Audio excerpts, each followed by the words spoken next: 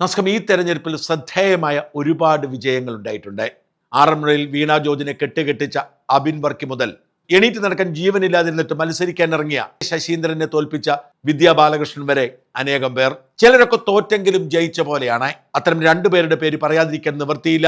ഒന്ന്, തിരുവല്ലയിൽ മത്സരിച്ച് രണ്ടാമതെത്തിയ അനൂപ് ആന്റണി എന്ന BJP നേതാവാണ്. ഒരു ക്രൈസ്തവ ഭൂരിപക്ഷ മണ്ഡലത്തിൽ താമര ചിഹ്നത്തിൽ മത്സരിച്ച് 10,000 വോട്ടിന് മാത്രമാണ് അനൂപ് ആന്റണി തോറ്റത്.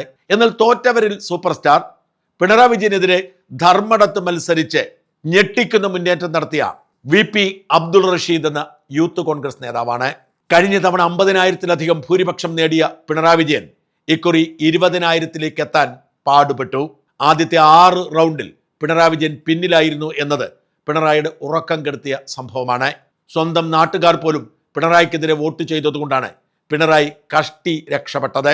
പിണറായി വിറപ്പിച്ച VP അബ്ദുൾ റഷീദ് വാസ്തവത്തിൽ വിജയിയുടെ കയ്യടി അർഹതപ്പെട്ടവനാണ്. 2016-ൽ തളിപ്പറമ്പ് മണ്ഡലത്തിൽ ജെയിംസ് മാത്യു ഏതാണ്ട് 50,000-ഓളം വോട്ടിനായിരുന്നു ജയിച്ചത്. 2021-ൽ MV Govindan സ്ഥാനാർത്ഥിയായപ്പോൾ VP Abdul Rasheed UDF സ്ഥാനാർത്ഥിയാവുകയും 25,000-ൽ താഴെ ഭൂരിപക്ഷത്തിലേക്ക് ഒതുക്കുകയും ചെയ്തു. തളിപ്പറമ്പ് മണ്ഡലത്തിൽ കേന്ദ്രീകരിച്ചു പ്രവർത്തിച്ച അബ്ദുൾ റഷീദ് ഇക്കുറി കടുത്ത മത്സരം കാഴ്ചവെക്കും എന്ന് കണക്കാക്കിയിരുന്നപ്പോഴാണ് CPIM വിട്ട് വിമതനായി TK ഗോവിന്ദൻ കോൺഗ്രസ് പക്ഷത്തേക്ക് വരുന്നത്. കോൺഗ്രസ് സ്വതന്ത്രനായി TK ഗോവിന്ദൻ മത്സരിച്ചപ്പോൾ ഒരു പരാതിയുമില്ലാതെ തന്റെ സീറ്റ് വിട്ടുകൊടുത്ത് ആരും മത്സരിക്കാൻ ധൈര്യം കാണിക്കാത്ത ധർമ്മടത്തേക്ക് അബ്ദുൾ റഷീദ് പോയി.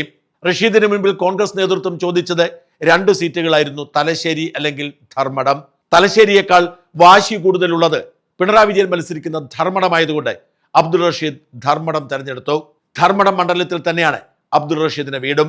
ആ കന്നി മത്സരത്തിലാണ് അബ്ദുൾ റഷീദ് പിണറായിയെ 6 റൗണ്ട് വരെ പിന്നിൽ നിർത്തി ഞെട്ടിച്ചത്. തോറ്റുപോയെങ്കിലും ഒരുപക്ഷെ ഈ തെരഞ്ഞെടുപ്പിൽ ഏറ്റവും അധികം ശ്രദ്ധ നേടിയ സ്ഥാനാർത്ഥി അബ്ദുൾ റഷീദ് ആവും. മണിക്കൂറുകളോളമാണ് അബ്ദുൾ റഷീദ് പിണറായിയെ പിന്നിലാക്കിയതിന്റെ ബ്രേക്കിംഗ് ന്യൂസുകൾ ചാനലുകളിൽ ഫ്ലാഷ് ചെയ്തത്. പിണറായിയുടെ രാഷ്ട്രീയ ചരിത്രത്തിൽ ഒരിക്കൽ പോലും പിണറായി പിന്നിലായിട്ടില്ല. ഇക്കുറി ജയിച്ചു കയറിയെങ്കിലും തോറ്റതിന് തുല്യമാണ് അബ്ദുൾ റഷീദുമായുള്ള ഏറ്റുമുട്ടലിൽ പിന്നോട്ട് പോയത് വഴി പിണറായിക്ക് സംഭവിച്ചത്.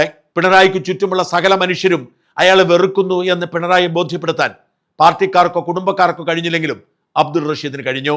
അബ്ദുൾ റഷീദ് ആയിരിക്കട്ടെ അടുത്ത ലോക്സഭാ തെരഞ്ഞെടുപ്പിൽ കണ്ണൂരിലെ UDF സ്ഥാനാർത്ഥി എന്ന് അഭ്യർത്ഥിക്കാൻ മാത്രമേ നമ്മളെ കൊണ്ട് കഴിയൂ. അബ്ദുൾ റഷീദിനെ പോലൊരു മിടുക്കനെ UDF അടുത്ത തവണ കണ്ണൂരിൽ ലോക്സഭാ സ്ഥാനാർത്ഥിയായി പരിഗണിക്കുന്നത് തീർച്ചയായും മറക്കരുതാത്ത കാര്യമാണ്. അപ്രതീക്ഷിതമായി വിജയിച്ചു വന്ന അനേകം യുവാക്കൾ ഇക്കുറി കോൺഗ്രസ് പാർട്ടിയിലുണ്ട്. കഴിഞ്ഞ തവണയും ഒരുപാട് യുവാക്കൾക്ക് സീറ്റ് കൊടുത്തെങ്കിലും അവരിൽ മിക്കവരും തോറ്റുപോയി. എന്നാൽ ഇക്കുറി ടിക്കറ്റ് കിട്ടിയ മിക്കവരും തന്നെ ജയിച്ചു കയറി. കോൺഗ്രസിന്റെ ചരിത്രത്തിൽ ആദ്യമായാണ് കോൺഗ്രസ് ഒറ്റയ്ക്ക് 60-ലധികം സീറ്റുകൾ നേടുന്നത്. ഇന്നേവരെ കേരളത്തിൽ കോൺഗ്രസ് പാർട്ടി ഇത്രയധികം സീറ്റുകൾ നേടിയിട്ടില്ലെന്ന് ഓർക്കണം. ഇവിടെയാണ് കൈപ്പത്തി ചിഹ്നത്തിൽ മത്സരിച്ച് എല്ലാവരെയും ഞെട്ടിച്ചുകൊണ്ട് വിജയിച്ച സന്ദീപ് വാര്യരുടെ പ്രസക്തി നമ്മൾ കാണേണ്ടത്. BJPയുടെ സംസ്ഥാന വക്താവായിരുന്നു പാലക്കാട് ഉപതെരഞ്ഞെടുപ്പ് വരെ സന്ദീപ് വാര്യർ. പാലക്കാട് ഉപതെരഞ്ഞെടുപ്പിൽ കൃഷ്ണകുമാർ മത്സരിക്കുന്നു BJPയുടെ സ്ഥാനാർത്ഥിയായി. തെരഞ്ഞെടുപ്പ് കൺവെൻഷനിൽ പങ്കെടുക്കാൻ ചെന്ന സന്ദീപ് വാര്യരെ അധിക്ഷേപിച്ചിറക്കി വിടുന്നു. സന്ദീപ് വാര്യരെ സ്റ്റേജിൽ കയറ്റിയില്ല എന്ന് മാത്രമല്ല പ്രസംഗിക്കാനും ക്ഷണിച്ചില്ല. അതിൽ പ്രതിഷേധിച്ച് വീട്ടിലേക്ക് മടങ്ങിയ സന്ദീപ് വാര്യർ പിന്നീട് BJP ക്യാമ്പുകളിലേക്ക് എത്തിയില്ല.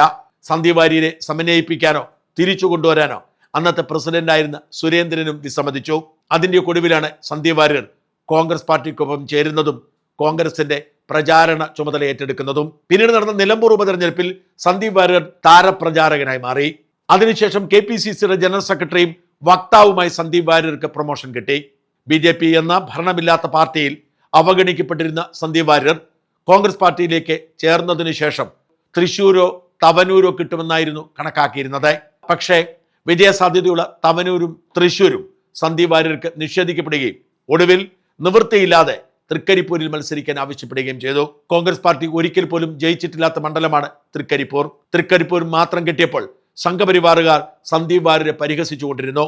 അധികാരമോഹത്താൽ BJP വിട്ടുപോയ സന്ദീപ് വാര്യർ കോൺഗ്രസിന്റെ അടുക്കളയിൽ അഴുക്കുവാരുന്നു എന്നായിരുന്നു സംഘപരിവാറുകാരുടെ പരിഹാസം. പക്ഷെ ഒരു പരാതിയുമില്ലാതെ തൃക്കരിപ്പൂർ ഏറ്റെടുത്ത സന്ദീപ് വാര്യർ വിജയിക്കുമെന്ന ആത്മവിശ്വാസത്തോടുകൂടി പ്രചരണ രംഗത്തിറങ്ങി. CPMന്റെ കുത്തക സീറ്റായ തൃക്കരിപ്പൂരിൽ ഒരിക്കലും തോൽക്കുകയില്ല എന്ന ആത്മവിശ്വാസം CPM ഉണ്ടായിരുന്നു. എന്നാൽ ഒരേ സമയം ക്രൈസ്തവ മുസ്ലിം ഹിന്ദു വോട്ടുകളെ ഇളക്കി മറിക്കാൻ സന്ദീപ് വാര്യരുടെ പ്രചരണത്തിന് കഴിഞ്ഞു. ക്രൈസ്തവ ഭൂരിപക്ഷ മണ്ഡലങ്ങളിൽ ആദ്യമായി ഒരു കോൺഗ്രസ് സ്ഥാനാർത്ഥിയെ കിട്ടിയ ആവേശമായിരുന്നു. ഹിന്ദു ഇടങ്ങളിലും ഇതേ ആവേശം ശക്തമായിരുന്നു. അങ്ങനെ ജാതിമത ഭേദമന്യേ എല്ലാവരും സന്ദീപ് വാര്യർക്ക് വേണ്ടി ഒരുമിച്ചിറങ്ങിയപ്പോൾ അത്ഭുതം സൃഷ്ടിച്ചുകൊണ്ട് സന്ദീപ് വാര്യർ 4431 വോട്ടുകൾക്ക് അപ്രതീക്ഷിതമായി വിജയിച്ചു. VPP മുസ്തഫ എന്ന മുസ്ലിം സ്ഥാനാർത്ഥിയെ മുസ്ലിം വോട്ടുകൾ പിടിക്കുമെന്ന് കരുതിയെങ്കിലും അവിടെയും CPM വിജയിച്ചില്ല. 83,109 വോട്ടോടുകൂടിയാണ് സന്ദീപ് വാര്യർ ഒന്നാമതെത്തിയത്. BJPയിൽ പൂർണ്ണമായും അവഗണിക്കപ്പെട്ടിരുന്ന സന്ദീപ് വാര്യർ കോൺഗ്രസിലേക്ക് വന്നപ്പോഴും അവഗണനയായിരുന്നു ബാക്കി എന്ന ആരോപണമുണ്ടായെങ്കിലും ആർക്കും ചിന്തിക്കാൻ കഴിയാത്ത ഒരു മണ്ഡലത്തിൽ പോയി മത്സരിച്ച് ആ മണ്ഡലം പിടിച്ചെടുത്ത് സകലരെയും ഞെട്ടിച്ചിരിക്കുകയാണ് സന്ദീപ് വാര്യർ. ഒരുപക്ഷെ ഈ തെരഞ്ഞെടുപ്പിലെ ഏറ്റവും വലിയ അട്ടിമറികളിൽ ഒന്ന്, ഏറ്റവും വലിയ അത്ഭുത വിജയങ്ങളിൽ ഒന്ന് സന്ദീപ് വാര്യരുടേതാവും. മതിൽ ചാടിയെത്തി വിജയം കൈവരിച്ച സന്ദീപ് വാര്യർ തന്നെയാണ് പ്രധാന താരം എന്ന് പറയാതെ വയ്യ.